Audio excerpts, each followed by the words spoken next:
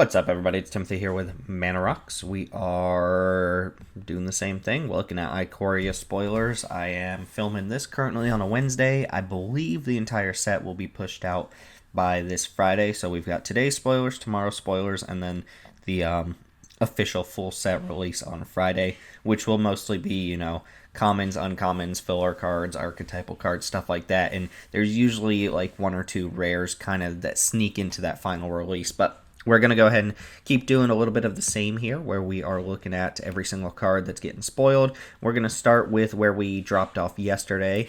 I believe Garrison Cat was the last card we looked at yesterday, so we're going to start with this Alert Heed Bonder here in a second, and then we're going to work our way up until we get to the most recent spoiler on Mythic Spoiler. And as been the case with these videos so far, by the time I get to that last one, there's usually a couple others that have been added to the list, so we'll face those when we get to them if they're there.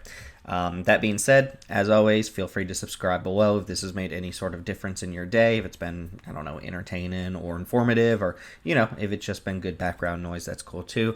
Feel free to subscribe below to show any sort of appreciation. And find us on Twitter, MTG_ManaRocks. Enough of the housekeeping stuff. Let's go ahead and jump into our spoilers, starting off with Alert Heed Bonder. This is our, there's a Bonder cycle, and it seems like it's only a half cycle. I guess these are ally colors. Green, white is ally. All of the, I think of them as Khan's fetchland colors. That's kind of how I remember ally versus enemy, but it looks like we've got a half cycle of Bonders. We've seen a couple already that care about a certain keyword and give you some sort of benefit the more of that keyword you have. In this case, Alert Heed Bonder is the Vigilance Bonder. It's 1 Selesnya, so 3 mana total. It is a 2/4 Vigilance, uncommon human scout. They're all uncommons. I believe they're all human as well. So if we ignore the extra bonus text here, 3 mana, 2/4 Vigilance is not bad. A 3 mana 2/4 is a pretty good vanilla creature. You expect to get, somewhere around a 3/3 range for a 3 mana card, and a 2/4 is the same distribution of stats, 6 total power and toughness, which is pretty decent for 3 mana. It does give you an extra benefit. It says at your end step, you gain a life for each creature you control with Vigilance. So I don't know, again, if this Vigilance deck is going to pan out or not. There was that rare that turned all your Vigilance creatures into tappers, which seems extremely powerful for me. To me, it was a 4 mana 3/5 as well, which was already just a really good card. Outside of that and the Alert Heed Bonder, those are really the only Vigilance Matters cards that we've seen so far. We're going to see another one as part of a cycle here in just a second, but I don't know if Vigilance is really the keyword that you want to be going out of your way to build a deck around. If the payoffs are there, then sure, but it's not as relevant as a keyword as like Menace or Flying or some of the other ones, Trample. But it's still fine, right? It plays a little bit more defensively, but this gains you some life. If you have 2-3 Vigilance creatures on board and you really made this theme come together, this thing just casually gains you 2 to 3 life every turn. That's pretty good on a creature that's already a decent blocker. So you don't need to go all in to make this card good. If you're not drafting the green-white Vigilance deck, if that's a thing, then you can include this in your green or white or green and white decks as just, a decent vanilla creature that's going to gain you a life every turn, and that seems fine to me. So the Vigilance deck, I need to see a little bit more payoff here, and in fact, let's go ahead and talk about another payoff. This also looks like it's going to be a full cycle. Is that Zabumafu? This looks like Zabumafu. Anyway, Keensight Mentor. We've got a Mentor cycle as well. We saw the Trample one yesterday. Looks like they're all, I don't know that they all have the same like mana cost or anything. In fact, I think the other one was a 4 mana 3/3, so definitely not. But they all put a counter of the relevant ability on a non-human creature you control, and then you can pay some amount of mana and tap them, put a +1/+1 counter on each creature you control with that ability. So we saw the Trample one yesterday, which was 4 mana 3/3. This one is 2 and a white for a 1/4 uncommon human cleric. It's Keensight Mentor, so the Mentor cycle is what we're going to call these. And when it enters the battlefield, you put a Vigilance counter on a non-human creature you control. You can pay 1 and a white, tap it, put a +1/+1 counter on each creature you control with Vigilance. So we mentioned already yesterday, today, that Vigilance is not the best ability to have on small creatures, but it does get relevant when you put it on big creatures, because big creatures are the ones that you tend to want to be able to attack and block with, whereas small creatures, you know, they usually end up trading off the first time they attack anyway. So Vigilance on small creatures, not too big of a deal, but if you can get Vigilance on, or I guess Vigilance, I don't know if you can see this, but they typed in Vigilance. Anyway, if you can get Vigilance on a big creature, which you can easily do with this Enter the Battlefield trigger, and you can start growing that creature, it can become a huge threat, and it can be really hard for your opponent to get through that because you're going to be able to grow it each turn, right? Seems fine to me. Again, this and the previous card don't make me want to go into a Vigilance deck or anything like that, especially when my other options are like a Menace deck or a Trample deck or a Flying deck. Those are things I actually want to build around, but if I see another card like the Rare that really pushes my Vigilance creatures over the top, then I'll be a little bit more excited about this. And as it stands, this is a fine standalone card. You know, a 1/4 for 3, obviously not as good as a 2/4 for 3, but it does give something else Vigilance, and it can start growing at least that other creature, if not multiple creatures at the same time. That's where the sweet spot is going to be with these mentors. If you can get at least 2 creatures with the relevant keyword on board and start tapping this ability, you're going to be putting at least 2 +1/+1 counters on the board each turn, and that can actually get out of hand pretty quickly. So there is some build around potential here. I just don't think it's quite up to snuff when your other options are like Menace, Trample, Flying, and I'm not sure what the last one is. I thought it was Flash for blue-black, but there's also this lifelink one we'll see in a second, so I'm not sure. I'm not 100% sure on the archetypes here. But yeah, Keensight Mentor, a fine standalone card, but not really pushing the archetype towards something I really want to be in, right? Next up, we have Sanctuary Smasher. 4 red for a 6/4 first strike. So if that was just a vanilla creature, you would probably play that a reasonable amount of time if you need some sort of a curve topper. If you just needed a 6-drop in your deck, that's a reasonable card, right? It dies to a lot of removal. It's 6 mana. It doesn't protect itself. But first strike on a really big creature is not only just a good attacker, but also a good stabilizing play if you're getting attacked, because nothing can really engage in combat with a 6-power first striker. It's just not really a thing. They need multiple huge creatures in order to get through there. So that's a fine vanilla creature, but more of like a filler curve topper than it is something you're super excited to play. But this is part of that uncommon cycle where you can cycle it away to give its keyword to something else. In this case, the cycling cost is 2 and a green. I'm sorry, 2 and a red.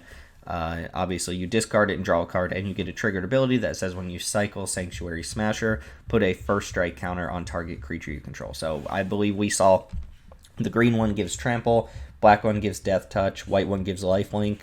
I'm not sure we've seen the blue one in this cycle yet, but I got to assume it gives Flying, and hopefully it doesn't give like Hexproof or something stupid like that, but I'm going to guess it gives Flying, which would make sense. And this one gives First Strike, which is pretty sweet too. And keep in mind, you can use these as combat tricks because you can cycle at instant speed, which is really nice, right? If this was just, you know, a 3-mana instant that said target creature permanently gains first strike, draw a card, you would probably consider playing that a decent amount of the time. It does require that you have other reasonable creatures on board. You know, first strike on a 1/1 doesn't really mean that much, but if you've got a decent sized creature on board, you can cycle this away, and it's pretty hard to interact with. It can't be countered unless they can counter an ability, because you're not casting a spell when you cycle. They would have to remove the creature in response or something like that, which is pretty cool. I mean, that's not pretty cool, but you get the point, right? I do like this cycle. It's just a really healthy, limited environment, I believe, to have these big creatures that you want to play and that you can curve into, that you also have an option to cycle away. Everything I've said about cycling so far is true of this cycle as well, but these are kind of your big game finisher type cards that you want to cast. Giving them an alternative option, making them split cards, is really nice. So Sanctuary Smasher seems like a pretty decent card to me. Next up, Bushmeat Poacher. Okay, it's 3 and a black for a 2/4. It's a common human soldier. Human creature type matters for black here. Even though this isn't necessarily a human synergy card, it just happens to be a human, so just keep that in mind. For 1 mana, you can tap it, sacrifice another creature, gain life equal to that creature's toughness, and draw a card. So we've seen a lot of abilities like this in recent sets. Theros Beyond Death had Soul Reaper of Mogus. War of the Spark had the Spark Reaper or whatever it was called. And, even Dominaria had like Thallid Soothsayer. So we're starting to get this effect quite often at common, where you can sacrifice a creature to draw a card. This one, it does it for a pretty cheap cost, 1 mana, but you do have to tap it, which is relevant, right? That being said, it's also a 4 mana 2/4. The last couple iterations have been 3 mana 2/3s. I think the extra point of toughness for the extra mana is fine, given that the activation cost is cheaper than most of what we've seen in the past. A lot of those have been 3 mana to activate 2 or 3 mana. This has been the cheapest one in the most recent sets. And you also gain some life to boot, which is nice. Soul Reaper of Mogus didn't gain life, but Spark Reaper, I believe, did gain a life and drew a card. Thallid Soothsayer, I don't believe did anything other than draw a card. So this is a nice kind of riff on that same thing with a relevant creature type. The toughness is just an extra little bonus. If you're playing this, it's because you want to be able to sacrifice creature to draw a card. We also said, because we saw a threaten effect in the previous set of spoilers, we saw the 4 mana Act of Treason that costs 3 less if you control a creature with Menace. That's the type of card that combos well with this, and I don't know that you're going to be able to build this sacrifice deck, the typical red-black sacrifice deck or something like that. It doesn't seem like that's going to be here for Limited, but at least those two cards do go together very well. So if I know I'm playing a Bushmeat Poacher in my deck, which is probably the type of black card you want one of in basically any of your black decks, then you might prioritize taking a threat and effect a little bit higher, because it's super strong when you have a sacrifice outlet like this, especially when you also get to draw off your sacrifice outlet. It just feels really dirty when you're sacrificing your opponent's creature to your sacrifice outlet. So Bushmeat Poacher, relevant creature type, good ability, decent stat line, seems like a pretty good common to me. Next up, we have Zenith Flare. 2 red-white for an uncommon instant, deals X damage to any target, and you gain X life, where X is the number of cards with a cycling ability in your graveyard. That's pretty awesome. So similar to that dinosaur mirror thing we saw yesterday, this is one of the cycling payoffs that doesn't actually have cycling itself. Excuse me, and obviously if you don't have a lot of cycling cards in your deck, this card's pretty bad, but this is actually a huge payoff for being in a really dedicated cycling deck. If you have 5 cycling cards in your graveyard, this is an instant that domes anything for 5, usually a creature, and you gain that life back, so it kind of gives you the time back that you spend in your mana to just cycle cards.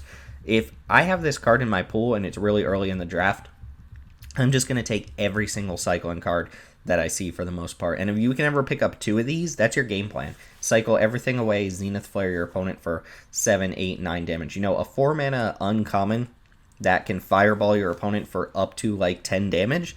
That's a little unrealistic, but not completely impossible. An uncommon that can do that is definitely worth looking at. It does take a dedicated deck. You need a bunch of cyclers before you play this card. This isn't just I have 3 or 4 cyclers in my deck, sure, I'll get a Zenith Flare in there. No, you need to be a cycling deck through and through, and you need to be dedicated to it. Basically, if you have this card, you have to draft with that in mind. If you plan on playing it, you just need to take basically every cycler you can, and you would even play off-color cyclers to make this work. I think if you have 2 of these, you have a real deck. If you have 1, it is a nice card, potential finisher for your cycling deck. It just requires that you kind of have a game plan. The cool thing that I want to mention here about cycling payoffs like this, like your big finisher, is that in a cycling deck, you're more likely to actually find your finisher too, because you're cycling, right? You're just digging through your deck, you're plowing through it, and a lot of the cards in this set have reasonable cycling costs of 1 or 2 mana, so it's not inconceivable that you can see, 20, 30 cards from your deck given enough time, because all of your cards just cantrip into other cards. So it's easier to find your actual payoffs in a cycling deck, and once you have them, hopefully you've cycled away a decent number of cards, especially if you can get triggers off your cycle and stuff, which there's not a lot of in this set. There's that uncommon cycle that we just looked at, but there's not a lot of stuff that actually triggers when you cycle the card unless you have some other benefit on board. But Zenith Flare seems like a nice tool for the cycling deck. It seems like, you know, the fireball type effect you're looking for, a way to finish the game, a reward for having, you know, spent your entire game just cycling away cards.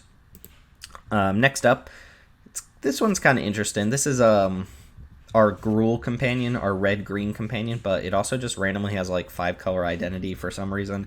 It's a Gigantha, the Wellspring, 4 and a single Gruul mana. So 5 mana, one of which has to be red or green, for a 5/5. And it is a rare elemental elk, legendary creature. And the companion clause is really weird on this. It says no card in your starting deck has more than one of the same mana symbol in its mana cost. So what that means is, if you look at the actual mana cost of every card in your deck, you can't have duplicates of any symbol in there, right? Of any one of the same mana symbol. Ooh, how does that work with Aladdin's Lamp, the one with the 5 and the 5? Anyway, whatever. So I can play like a card that costs 2 red-green. I can play a card that costs 2 red, blue, green, but I can't play a card that costs 2 green, green because the double green is a duplicate, right? So nothing with duplicate mana costs, which is a cool deck building restriction, and in limited, you know, that's conceivable. It's not something that like you consciously really think about too often when you're drafting. You know, if you're in red, green, you don't really think of too much of a difference between a card that costs like 4 and a green or a card that costs 3 green, green. In your mind, if you're drafting red, green deck, those are pretty much identical. But if you have Gigantha in your deck or in your pool, you might actually opt to take the 4 and a green card over the 3 GG card because it fills the companion clause. Now, Gigantha also has this really weird activated ability where it taps for Wooburg, so you just get one of each color of mana, but you can only spend that mana on actual colored costs. You can't spend it on the generic cost. So if I want to cast a card that costs 4 and a green, with Gigantha's mana, I can only use the green mana that it produces, and the other 4 mana I can't use on any of the generic costs for that card, which is really weird, right? So this can, while it taps for 5 mana, it doesn't really get to use all of it. You might be able to cast 2 spells off of this, right? Or you know, this is typically going to actually only give you like 2 mana a turn if you're able to use like certain colors. It's a really weird card. And in Commander, I think even though this is your Gruul companion, it is a 5-color identity card, so you can only play it in 5-color decks, which is just, to me, a really bizarre design choice for one of these cycle of companions to have this extra color identity. It's really strange. Also, keep in mind, in limited, you know, this has all this fancy text on it, but you can also just play it as a 5 mana 5/5 mana dork, right? 5 mana 5/5 is reasonable. It's an elemental elk, which is cool, and it might tap to, you know, pay the green cost of some green card you're about to cast, or the red cost of some red card. So it does have the fallback of just being a reasonable vanilla creature with a tiny minor upside. So you don't have to go crazy with the companion cost. But if you somehow build a deck that is not going to be playing duplicate mana symbols in any of its cards, then Gigantha, having just a free 5 mana 5/5 in your starting hand is a nice little bonus, but not something you really have to push it for. Where I'm really interested in this card is Commander, and I think it's just weird, right? I'm not saying it's bad, it's just strange, I guess. Anyway, let's go ahead and move on. So our black mentor in that mentor cycle is Dusk Mentor. It's a 1/3 human monk for 2 and a black. So 3 mana 1/3. This one is not a good standalone card. 3 mana 1/3 just doesn't cut it. I'm not even a fan of 2 mana 1/3s. I just typically don't play them in the main board. When this one enters the battlefield, you put a lifelink counter on target non-human creature you control. Excuse me. And for 1 and a black, you can tap it to put a +1/+1 counter on each creature you control with lifelink. So here's where I'm confused, because it seems like they've got one of these mentors and one of these keyword matters archetypes for each of the ally color pairs. Like red-green is trample, green-white is vigilance. red-black is Menace, and then it looks like blue-white is flying, but it seemed like blue-black was supposed to be flash, and yet here's Dusk Mentor given something lifelink, and we've also seen like a reanimation spell that puts a lifelink counter on the creature that gets reanimated. So I'm not sure like if this is a full 10 color cycle and like black white is going to be lifelink matters or something like that, or if blue black is lifelink matters, or blue black is just like weird, or this is a one-off. I don't really get what's going on with the archetypes here. So I'll have to see more of the gold cards before I really 100% figure out what's going on, because blue black was clearly geared towards flash creatures, but I don't know. Anyway, Dusk Mentor as a standalone card, let's just assume this is a one-off effect for now.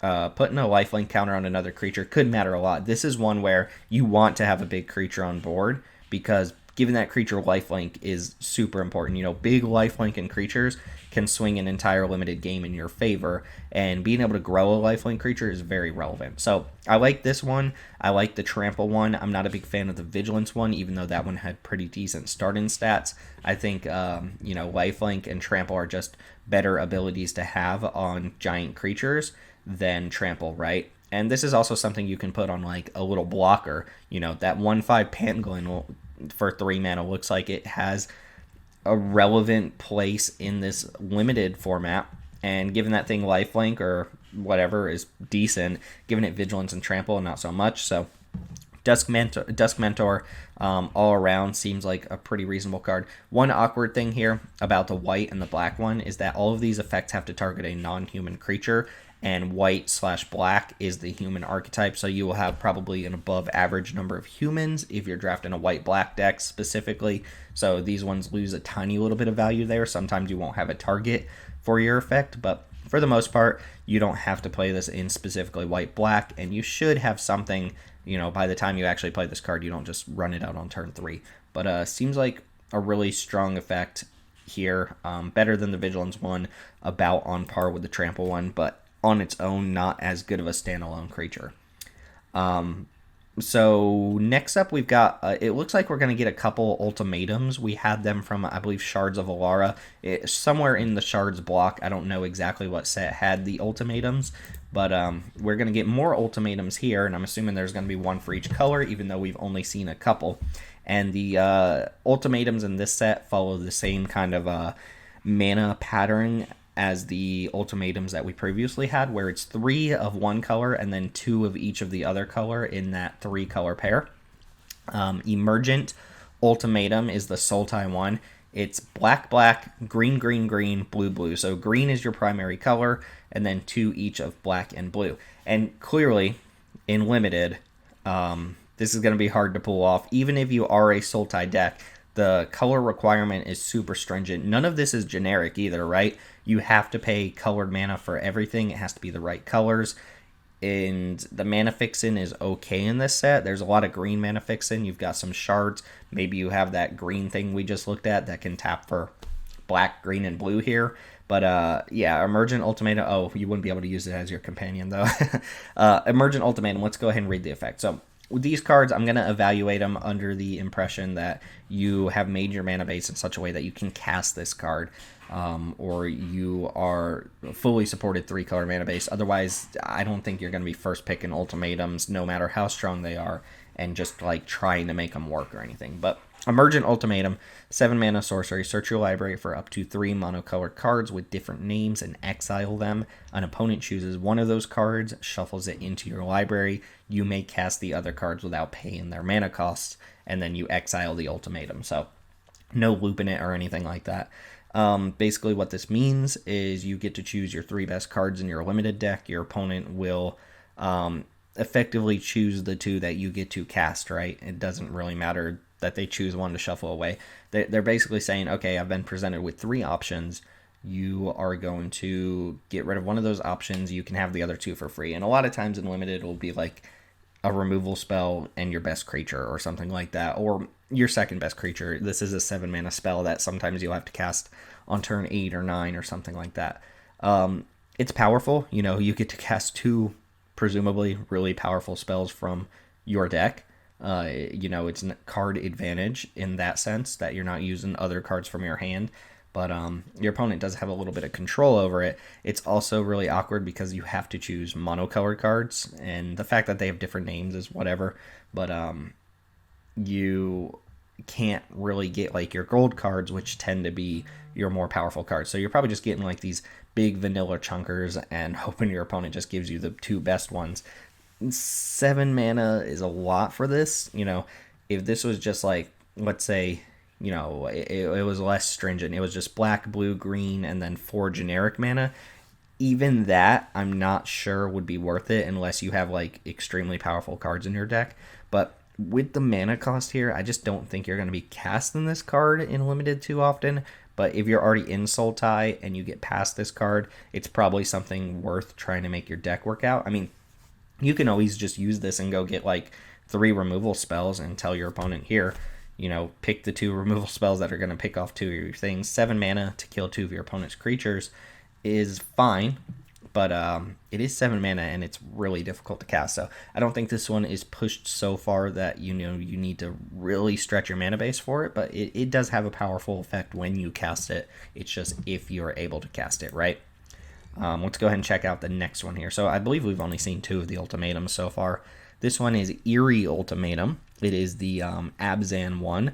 It is white, white, black, black, black, green, green. So the primary color here being black, and then 2 each of white and green. It is a rare sorcery. Return any number of permanent cards with different names from your graveyard to the battlefield. Pretty simple effect, but extremely powerful effect. And this is one that I can see getting played in Commander. Any Abzan deck is just going to be interested in this card, because in Commander, this just says put every permanent from your graveyard onto the battlefield. And the only, real exception is basic lands, which you get 1 of each, right? You get 1 forest, 1 swamp, 1 plains. That's still fine too. In Limited, this is a very powerful effect. Again, I feel like I'm just going to repeat myself every time I see one of these ultimatums. They gotta have powerful effects to justify the mana cost. In Limited, this can win a game. Straight up. This can be, okay, here's 7 or 8 extra permanents on board. GG, right? Game over. Being able to do that in a one-sided effect in a game of Limited will often end the game, especially in these color combination, especially green-black in the set. There's a lot of self-mill. There's a lot of graveyard synergy going on. There's like a common that just taps to mill yourself for 2. Eerie Ultimatum has support. It's just, again, can you cast the card? If you can cast it, you probably put this in your deck, and when you play it, it's probably going to win you the game. If you can't cast it, too bad, right? It's also kind of like a game plan in a can, where if you have this card in your hand and you know that you're just trying to cast Eerie Ultimatum to win the game, you will just aggressively trade off every permanent you can for your opponent's cards, kind of trade 1 for 1. Even if you're trading down in some cases, like you'll trade your 4-drop off for their 2-drop, or you'll trade their, your big, I don't know. You'll trade off better creatures for your opponent's worst creatures, because your whole game plan is just to trade 1 for 1 and then use Eerie Ultimatum to just completely flood the board and out advantage your opponent. So really strong effect here. I can see some games where like you hold on to this for too long because you don't actually have too many permanents in your deck or in your graveyard currently, when you should just be running it out to get like 1 or 2 creatures back. I also find it interesting that this one, for whatever reason, doesn't exile itself, but the previous one did, right? So the reason cards like this usually exile themselves is so that you can't just get a creature that returns a sorcery to your hand and then have access to the ultimatum again. But this one does. This one just like, oh, bring back an Archaeomancer, get back my Eerie Ultimatum. So it's really weird that they had the forethought of exile in the previous one, but this one doesn't.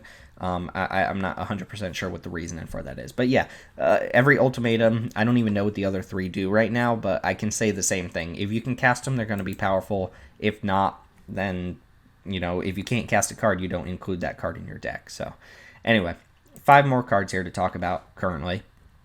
And some sweet Noah Bradley art here. This would be an awesome playmat. This just looks really cool. The card itself is Song of Creation. It's 1 and Teamer colors, so 1 green, blue, red, 4 mana for a rare enchantment. It says you may play an additional land on each of your turns. Okay, that's usually not enough to make me want to play a card, especially when it comes to Limited, but Commander players love that effect, so there you go, an additional land. It says whenever you cast a spell, draw 2 cards. Okay. Wombo combo right there. Every card draws you 2 extra cards. You can see how that can get out of hand, right? And here's the downside. At the beginning of your end step, discard your hand. So this asks a pretty big price of you. It says you are not really going to interact on other people's turns, right? That's kind of the downside. It says you're not doing instants, you're not countering spells, you're not playing at instant speed. You're going to play entirely on your turn, but when you do play on your turn, you're going to have access to a lot of cards. So in Commander, that's a pretty big pill to swallow, saying, hey, I've got to discard my hand and play empty-handed on other people's turns. I don't know. That means if I'm ahead, I can't protect myself. I can't counter spells. I have to live entirely based on what I was able to do during my turn. And you get to do a lot, right? Every spell you cast turns into multiple cards. But in Commander, seems dangerous, right? Unless you're trying to combo with this and just cast your entire deck and storm off or something like that. This is not just a card you put in a deck and say, all right, I'm going to draw a bunch of cards, but I'm going to leave it to the winds to decide what happens to me on other players' turns. I don't think that quite cuts it, despite this having a lot of potential. If you happen to play a deck in Commander that just doesn't have a lot of instants or, instant speed interaction, then sure, Song of Creation is pretty cool. But how do we feel about this card in Limited? Well, if I don't have a lot of instants, if I'm not looking to be tricky with my deck, I'm just playing a deck with creatures and dudes and that's it, then Song of Creation is pretty powerful if I can cast it. And I assume there's another cycle here because we've already seen an Abzan enchantment that kind of fit into the theme. This one is a little weird, right? Because it doesn't feel like it actually matches a theme. In fact, Temur has a really loose theme in general in this set, but this doesn't really synergize with anything. It just gives you a pure number of cards. I really like that it gives you the extra land, right? Because what happens a lot with a card like this where you get to draw 2 or 3 cards per turn is you just draw multiple lands. So this gives you a way to kind of empty out the cards that you're actually drawing. Now, you will usually have to end up discarding actual cards at end of turn because every card will just draw you into more cards, and it's basically impossible to actually empty out your hand by the end step. So you will have to discard some stuff, but if you're playing this card, you are ideally playing a bunch of cheap cards in your deck. You are ideally not playing a lot of instant speed interaction. In fact, if this card is in my main deck, I probably want at most like 1 or 2 instant speed cards. And keep in mind, if they're instants or flash cards, you can always just run them out at sorcery speed, which is what you're going to have to do with Song of Creation. But if you're willing to play empty-handed and your opponent's not like some tricky control deck, you can just outmuscle someone with card advantage with Song of Creation. So it seems really sweet. Again, if I'm in Temur, I'm going to consider this. If I'm not in Temur, I'm probably not going to pick this super highly. But I could see this being an actual bomb rare in the set, especially if it's a slower set. And I don't know, it's the type of card you have to play with to see how it's actually going to work out. Really interesting stuff there. Next up, less interesting, but still kind of cool, Sonorous Howlbinder. So the Howlbinder cycle, the keyword matters cycle. This is 1 Rakdos. It's 3 mana, 2 of which has to be black or red. For a 2/2 Menace, it's a human warrior. It's kind of nice that this is just another random human you can play in your black deck. It's an uncommon, as is the rest of the cycle. So 3 mana, 2/2 Menace. That's not in a super aggressively costed card, but in an aggro deck, you'll be happy to play that. And it has a relevant ability for Menace creatures. It says each creature you control with Menace can't be blocked except by 3 or more creatures. So you heard it here first, and I'm sure you've heard it on every spoiler video, and you will hear it moving forward from everybody who plays this card. It gives your creatures super menace. That's just, I guarantee you're going to hear that from everyone. I bet if I scroll down to these comments, I will see the word super menace at least 2 or 3 times. But anyway, super menace still pretty good. Making your menace creatures even harder to block is kind of cool, right? 3 creatures is a lot to block a single creature. And if you're able to go off and just have a board of Menace creatures, which we've seen a decent number of Menace creatures in this set already, then I could see Sonorous Hellbinder being a pretty decent card. And on its own, this one affects itself as well. So this is a 3-mana 2/2 that can only be blocked by 3 or more creatures, which in a lot of board states is going to be an unblockable creature. 3-mana 2/2 unblockable is pretty strong if you're trying to just push in damage and aggro your opponent out. So on a board full of Menace creatures, this effectively means that your opponent is not blocking majority of your creatures. I don't know if you're going to get a deck that is like 50-60% Menace creatures, but if you can, this is an extremely powerful card to have for that deck. Just be a little bit careful that this creature can die in the middle of combat, right? If you attack expecting your opponent to be able to block a lot of your stuff, and then they kill this before blocks, they can go back to normal Menace and block with 2 creatures. So just something to keep in mind. This is not like a trigger that grants an ability. It is just a static ability, and if the creature's removed, that static ability is now gone, right? And I'm just going to peek down here and see if I see Super Menace real quick. There it goes. Lawrence Chatfield, Super Menace. All right, cool. Moving on. We have a couple more to talk about. You see that Narset there. We see that Planeswalker. We have Caller Fright Mentor. Seems like a rough translation there. But anyway, Caller Fright Mentor is 2 and a red for a 3/2. And this is kind of your Menace Mentor, right? It is 3/2 human warrior, by the way. Uncommon, blah, blah, blah. When it enters battlefield, put a Menace counter on target non-human creature you control. So same kind of deal here, except with Menace. Given another creature Menace is very relevant, you know, especially if you have a big creature. But even on a small creature, giving Menace to a small creature could matter if your opponent has like a single blocker, or you can force the action and trade it off for a small creature if your opponent has to gang block with like their big creature plus something else. So Menace is a relevant ability to give to most creatures that you're going to have on board if you're a deck that wants to be attacking, right? Keep in mind, Menace is the one ability that just doesn't seem to care about blocking at all, right? We've seen Lifelink, I guess Trample too, never mind, ignore that, right? But given Lifelink, given Vigilance, given, I guess Lifelink and Vigilance are relevant on defense, Menace and Trample, not so much. So you need to be attacking for this to be good, but you also get that extra ability. 2 and a red, tap it, put a +1/+1 counter on each creature you control with Menace. Again, this is a keyword that really benefits being on big creatures. Big creatures with Menace are a menace. They're a pain to deal with because your opponent has to gang block in order to deal with them, and sometimes they can't gang block, and big creatures deal a lot of damage, right? I don't need to sit here and explain why big creatures are something that your opponent usually needs to block, and if they don't block, it's going to get out of hand, right? So this is very similar to the Trample one. I believe the stat line is a little bit worse, 3 mana 3/2, and given Menace right off the bat, it depends on what's going on, but that may or may not be just worse than given Trample straight off the bat. Still a pretty good card. We've seen a lot of Menace support, a lot of ways to create Menace creatures, and I think the Menace sub-theme is very well supported here. I assume the other sub-themes are also equally well supported. We just haven't seen a lot of the support card for like the Lifelink or Vigilance or Fly-in stuff, right? So Menace, Mentor, pretty powerful. The whole cycle in general is powerful. It's really carried on the back of that activated ability that can pump creatures with that ability. But anyway, let's go ahead and look at what I presume is our final Planeswalker for the set. So we had Nissa, we had a Luca, and we have Narset here, which is really weird. There's no black Planeswalker. There's 2 red Planeswalkers and a green one, and then this one is obviously Jeskai. Is Narset our first Jeskai commander? Or Jeskai Planeswalker? I believe so. Am I blanking on a Jeskai Planeswalker here? I think Narset is our first Jeskai Planeswalker.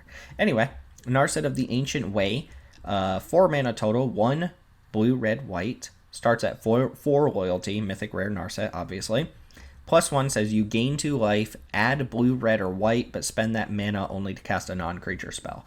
Okay, that's pretty cool. So +1, gain a little bit of life, get a little bit of mana. It is restricted to non-creature spells, and it's only for casting it, so you can't use that mana to like cycle something or activate an ability or anything like that. You can just cast a non-creature spell. A little bit hard for you to play just a Narset on board and start plussing because in Limited, in particular, I have no idea how this is going to play in Constructed, by the way. Standard, any other format. I just don't have a guess with Planeswalkers to get an idea of whether they're going to make or break Standard, right? But in Limited, which is how I usually evaluate Planeswalkers, is the +1, you're just not casting Narset and +1 in right away. It's not going to happen unless you're somehow on a completely empty board. That doesn't do anything to protect it. You are very unlikely to be able to use that mana the same turn you cast Narset, because you're already down the 4 mana for Narset, but it is nice that it kind of refunds you a mana that you use to cast it. Whatever. That's a cool ability. If you're able to, play it on a stable board, it gains you a little bit of life, gives you a little bit of mana. That's pretty decent for a Planeswalker. The -2 ability says, draw a card, then you may discard a card.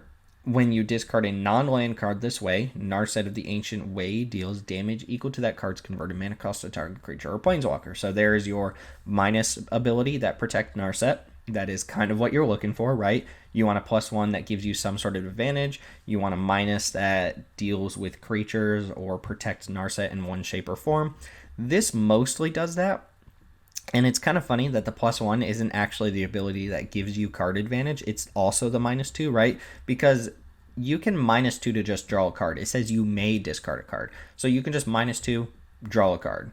And that's it, right? You can stop there. Now, if you want to use that as removal, then you actually have to discard a card. And you have to discard something with a high enough converted mana cost to kill the thing you want to kill, which is kind of cool in a Cyclone set because a lot of Cyclone cards tend to actually have expensive mana costs. And cheap Cyclone costs, so you can use this to just dome down a creature with one of your good Cyclone cards, right? And if you are on a stable board, you just need to draw a card, then sure, you can cash in Narset for a card, -2, and just choose not to discard something. Or you can -2, kill a thing, and just accept the fact that Narset's going to die, right? It's only card advantage if you -2, and it's only card advantage if you're not using the -2 as a removal spell, which I think is a really interesting design space, that this just doesn't generically net you cards over the course of a game if it goes unanswered, which is kind of cool.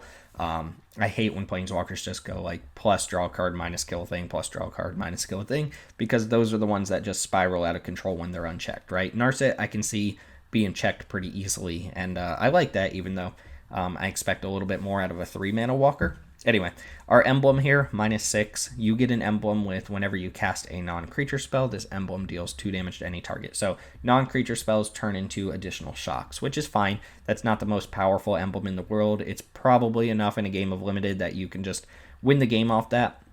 But you are often a very creature-heavy deck in Limited, and the non-creature heavy decks, the spell heavy decks in this format, are going to be probably Cyclone decks. So actually, I could see you getting an emblem and not even killing somebody because you just run out of non-creature spells in a game of Limited, right? To be fair, though, in any game where you get to emblem Narset, you're probably doing very well, or your opponent's having a tough time killing you because you went ++, maybe even plus again, and then -6, right? And honestly, in most games of Limited, you're going to -2 the turn you play Narset to get either the advantage off of her or use it to kill a creature, right? So the emblem is not like some big game-breaking emblem. Maybe in Constructed, it's a win con that you can build towards, but I think it's a fair card overall, and I like the design of it. I like when Planeswalkers aren't just like, I played Narset, you have to kill this or you are absolutely going to win the game. It doesn't feel like that, right? It feels like, hey, if I let my opponent keep this Narset, they're going to get, some periodic advantage. They're going to gain a little life. They're going to have extra mana to play around with. They can potentially kill my stuff, but they can't do it all at once, right? And I might be able to just ignore this card and go for their face if my board is good enough. So I like that Narset seems really balanced for a 3-mana walker. And it seems like an exciting card to play, right? If I open this in Limited, it looks like it's fun. It looks like I want to build a deck around it. It looks like I want to try to emblem it, but it doesn't feel like I'm just going to automatically win the game when I resolve it. And I like that quite a bit. Nissa seemed like an auto win in Limited. Luca seemed pretty strong, but Narset seems balanced, which is interesting that the 3-color walker is the more balanced one, right?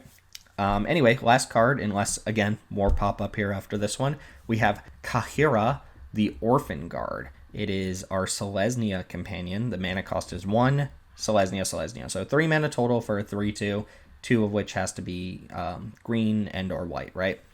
It is a cat beast. It's a rare, and the companion cost, or the companion deck build-in restriction says, each creature card in your starting deck is a cat, elemental, nightmare, dinosaur, or beast card. So the 5 main non-human tribes on Ikoria, every creature in your deck has to be at least one of those tribes, right?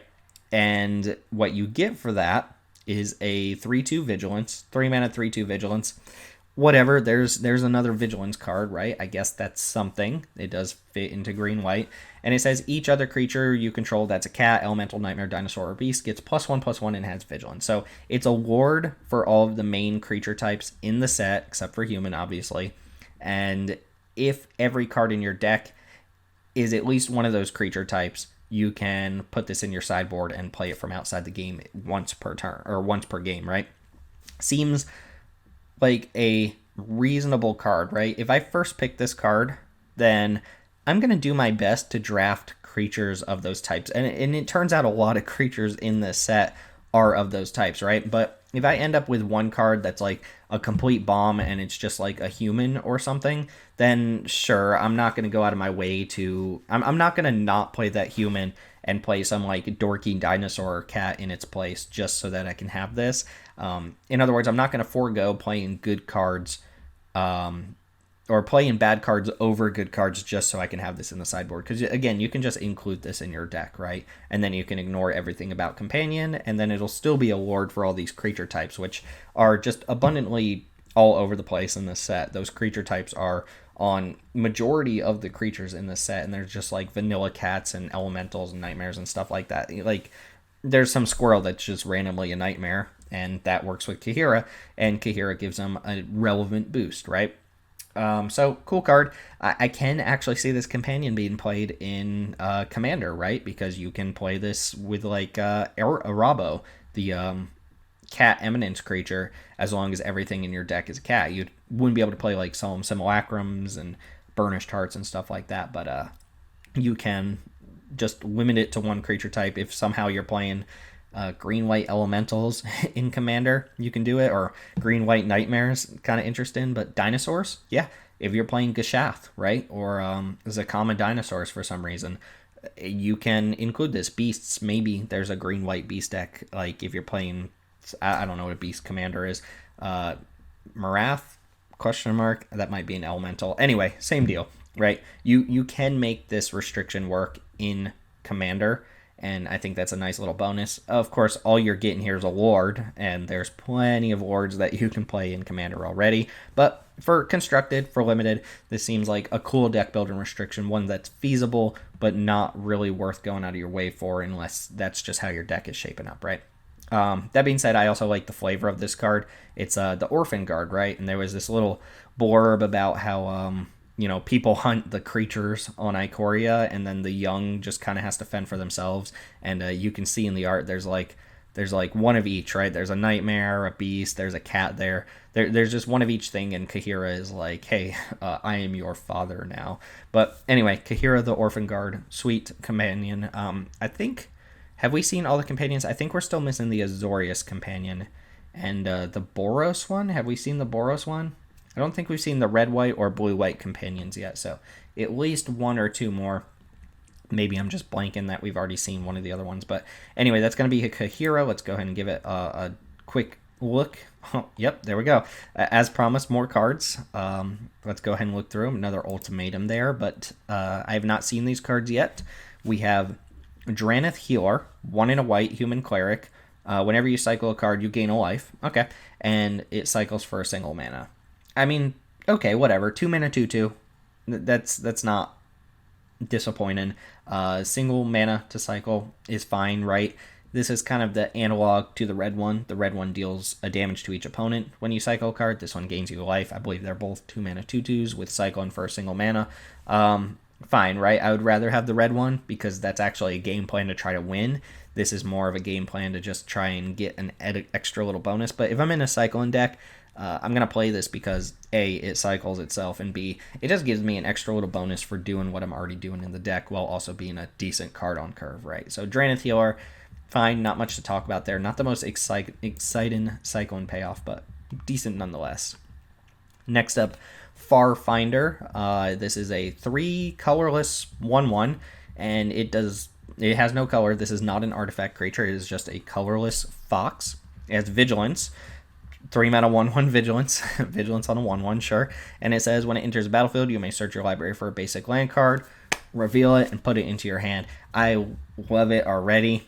Cards like this are always, always, always, always, always good in limited. It's a 2-for-1, right? It doesn't give you the most relevant body. In fact, this is one of the worst bodies that you can put on a card like this. But you put it in any deck, and it helps mana fix, and it just enables your 3-color decks. And it has Vigilance, so it might even matter in that like white-green deck, right? This is a type of card that in your first couple drafts, you might get it 5th, 6th, 7th pick, and then people will be taking this like 2nd or 3rd pick for every draft moving forward. This card is always a hot spot. There's Pilgrim's Eye, there's Skittering Surveyor from Dominaria. This 3-mana colorless creature, go get a land. Always, always, always a good role player in limited, and I expect this to be just fine. Even though the body is about as bad as the body can get, it doesn't matter. You're still going to use this to fix your colors, find your missing color, so on and so forth. And I expect this to be really good.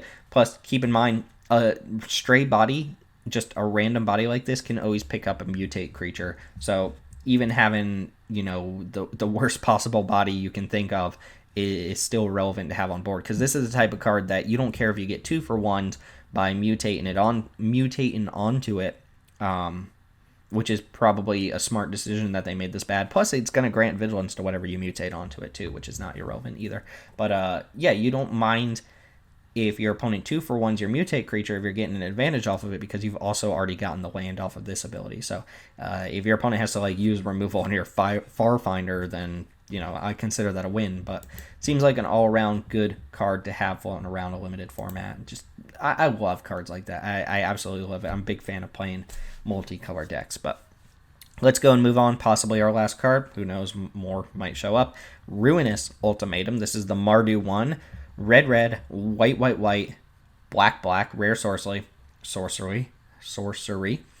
And the effect, destroy all non-land permanents your opponents control. Okay, sure. So you get a, Plague Wind. It's a little bit better than a Plague Wind. Ingaruk's Wake. Better than an Ingaruk's Wake. It just blows up all of your opponent's stuff, and that's it. Okay, well, if you can cast this, I guess you won the game, or your opponent has lost the game. I don't know. It's really powerful, obviously. This just one-sided board wipe. Although this one's a little awkward, right? Because the first two we saw were in green. This has no green. So, tough luck, right? Same is going to go for the Jeskai one and whatever the last one is. Mardu, Jeskai, Temur, Sultai. What's the last tribe I'm missing there? Abzan, right? The Abzan one. And, no, we saw the Abzan one. That one includes green. Whatever, I guess it's just Jeskai and Mardu that don't include green, right? But, those ones are going to have a tough time with mana fixing because they don't include green, and most of the mana fixing is green. But we just saw our little fox friend. We know that there's the cycle of crystals that the 3-mana rocks was cycling. So those all help with this. And if I have this card in my pool, and I'm pretty strongly sure that I'm in Mardu, I'm going to take a couple mana fixing cards, and I'm going to value it very highly. Because if I cast this card, I'm very likely to win the game. Like, how do you lose after you cast this card? I guess you can have no board presence, and then you use this to wipe your opponent's board, and then it's kind of a parity situation. But this card is extremely good when you're ahead, because you're just going to be able to pressure your opponent, and then they are going to lose everything. It's reasonable when you're behind, because it's going to at least put you at parity. And if you are at parity and you're just kind of looking at each other, this swings the game wide open, and you just all of a sudden win when you were just, completely evenly matched. So very, very powerful card. But again, with that caveat, if you can cast it. And I said that about the other two as well, and those ones include green, which is a color that's going to have access to a little bit more mana fixing. But Ruinous Ultimatum is not in green, so you have to rely on just drawing the right colors or finding the colorless mana fixing, which is not as abundant as the green mana fixing. So Ruinous Ultimatum, very powerful card, and that's going to go ahead and do it here. Shorter video, but we saw some powerful stuff. I wasn't expecting to get these ultimatums here. I wasn't positive that there was going to be a complete cycle of enchantments, but we're seeing a lot more here, including more of the keyword matters payoffs, cycling payoffs. The ultimatums are sweet, Narset's sweet, the companions are sweet, and I think that's a good stopping point here. I'm not even going to click the button and see if there are more, But as always, let me know what you think of these cards. Let me know what you expect out of the other Ultimatums or the last couple companions that we haven't seen.